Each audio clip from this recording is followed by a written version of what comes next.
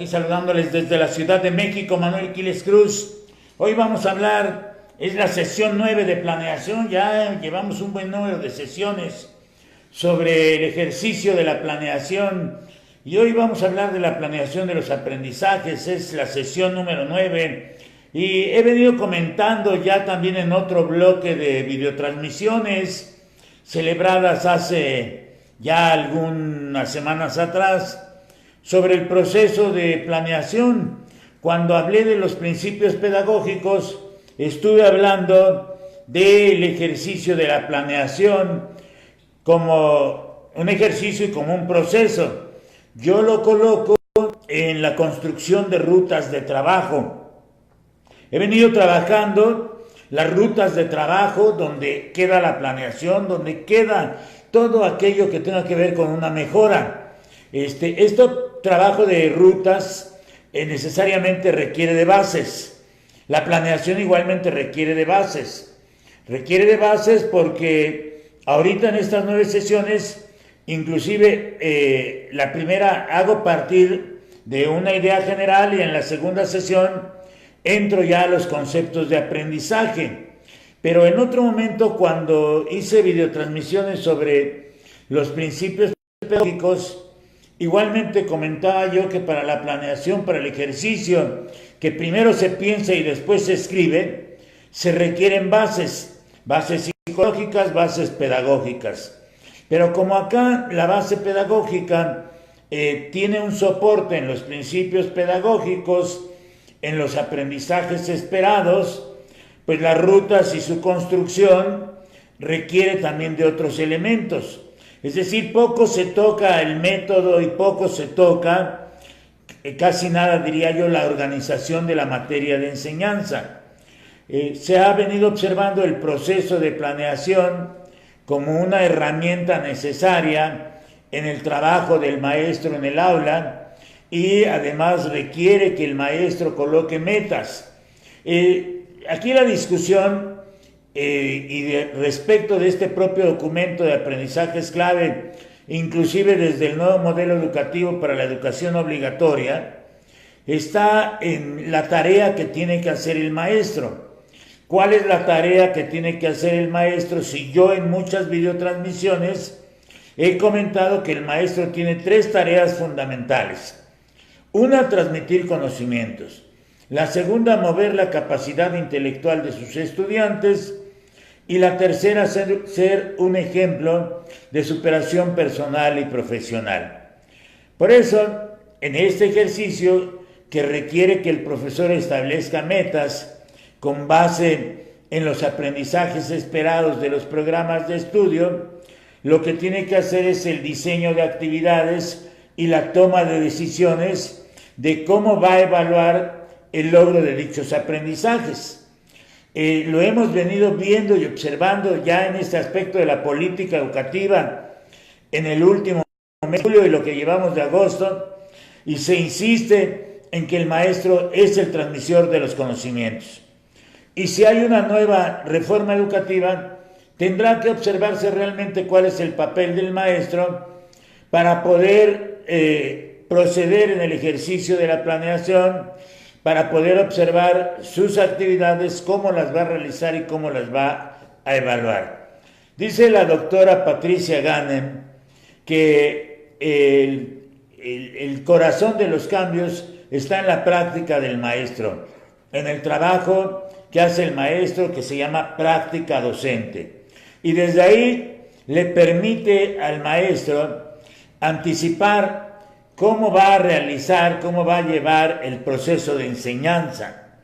Es decir, aunque me digan en los principios pedagógicos que el alumno es el centro de los procesos de enseñanza y del proceso educativo, para enseñanza no dice proceso, pero yo lo agrego, y lo colocan como en el proceso educativo. Yo cuando hice esa transmisión, esa videotransmisión, donde abordé ese principio pedagógico, señalaba que habría que distinguir dónde se hace la enseñanza, ese proceso, y dónde se hace el proceso de educación.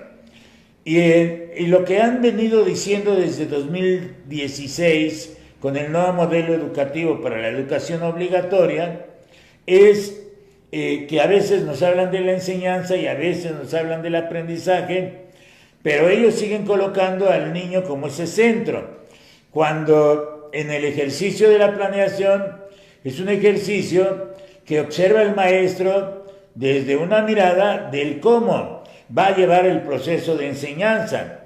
¿Qué tiene que hacer el maestro?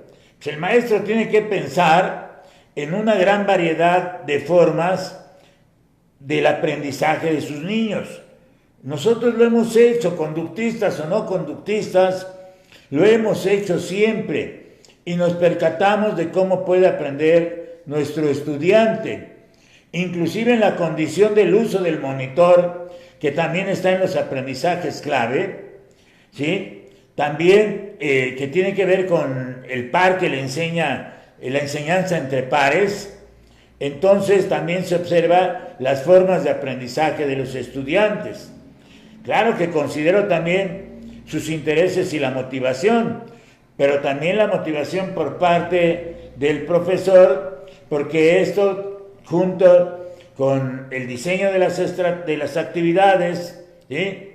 Yo hablaría inclusive no nada más de estrategia, sino de táctica, ¿sí? Es decir, una sería la táctica y otra la estrategia, y ahí entran las actividades, pero ya al ejecutar la escritura, a ejecutar por escrito cuáles son las actividades más adecuadas a las necesidades de todos y de cada uno de los estudiantes del grupo que atendemos, entonces lo que va a suceder es que este ejercicio, ya colocado en la práctica en el salón de clase, puede cambiar, inclusive diferir, ser diferente a lo que originalmente yo pude haber escrito, yo pude haber planeado, yo pude haber planteado en el texto, en mi cuaderno, porque en el proceso de enseñanza puede haber desviaciones inclusive, y lo que yo observo es que ¿dónde queda el papel del maestro realmente? Es decir, en los principios pedagógicos, ¿dónde está el verdadero papel del maestro? Porque de todos modos el modelo sostiene que quien enseña es el maestro. Y esto está desde 2016, porque en la elaboración del ejercicio de la planificación, como la acción ya propiamente en su ejecución, las cosas pueden cambiar y hay algunas que yo no puedo prever. Y en el aula se dan dinámicas. Yo entiendo las dinámicas como las respuestas que me van a regresar los estudiantes. O sea, por ejemplo, yo creo, es decir, pienso como maestro, creo que mis alumnos van a participar. Bueno, ¿cuál es la dinámica? ¿Cuál es la respuesta que ellos me dan de su participación, de todos o de algunos o de cada uno de estos estudiantes de mi grupo? ¿Y cómo puede suceder? Puedo pensarlo, pero ¿cómo se va a suceder? ¿Cómo va a ocurrir en el salón de clase? Y entonces, si yo hago un ejercicio y este ejercicio que hice por escrito y que ahora voy a poner en práctica en el salón, tiene desviaciones, contingencias o difiere del origen, pues ni me desencanto ni me desangelo tampoco. Entonces yo sigo haciendo mi ejercicio y sigo colocando la mirada en el tipo de estudiante y en el logro que yo quiero de mi estudiante. Por eso esta semana son las reflexiones del maestro. Está viendo el trabajo de los estudiantes, y en ese trabajo de los estudiantes el maestro se va percatando de cómo actúan, cómo se comportan, cómo son sus muestras respecto de aprendizajes. Inclusive hay maestros, yo fui maestro de grupo muchos años y me percataba en las primeras semanas de aquellos alumnos que iban a tener un desempeño casi perfecto. También me percataba de los que no iban a tener problemas, y me percataba también de los que iban a tener serias dificultades para avanzar en sus aprendizajes.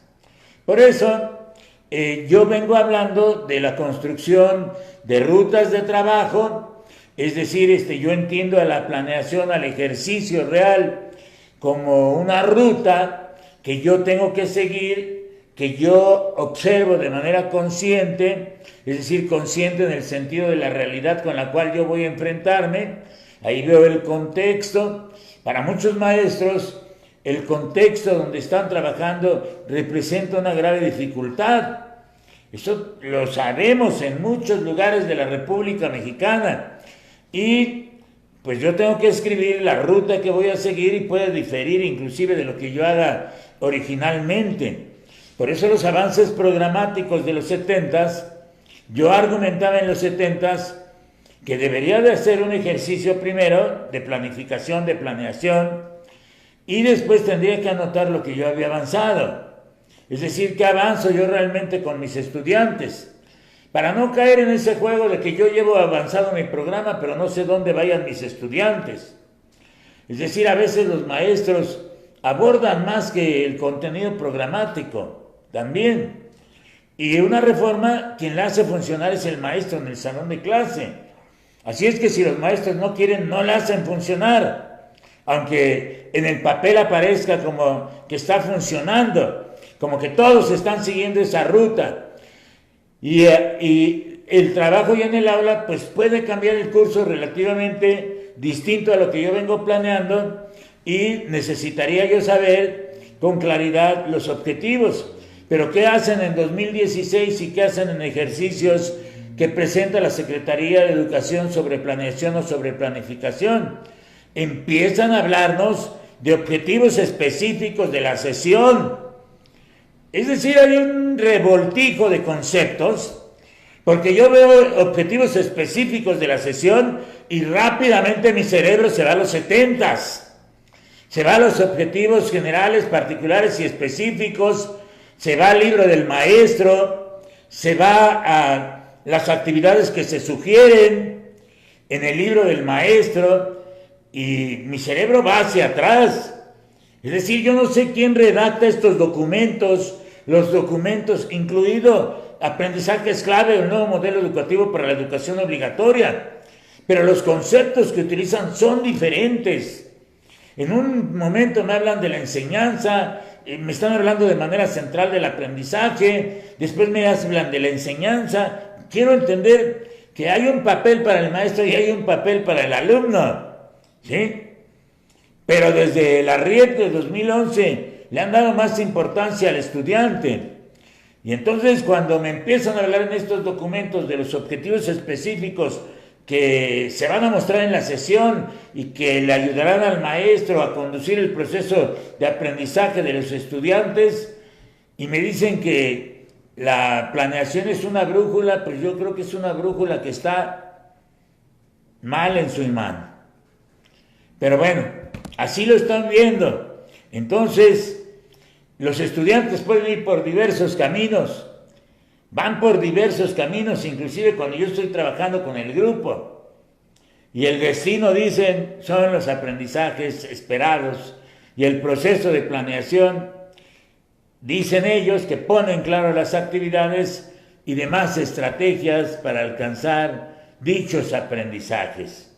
Bueno, pues seguiremos buscando también, y por ahí encontré la idea del nuevo modelo de este plan, desde donde nos dijeron que este plan le brinda a los maestros la libertad para planear sus clases, organizando los contenidos como mejor le convenga. Entonces, ningún aprendizaje esperado está ligado a un momento en particular del ciclo escolar, y su naturaleza mínimo es anual. Y se busca que al final de cada grado, a excepción de preescolar, se logren los aprendizajes esperados, y que las estrategias, concepto que nunca me dicen ni en el nuevo modelo educativo de 2016 ni en los aprendizajes clave, puedan lograrse aún siendo diversas. Si yo no sé, Bueno, hacen pensar que yo sé, pero yo soy ignorante.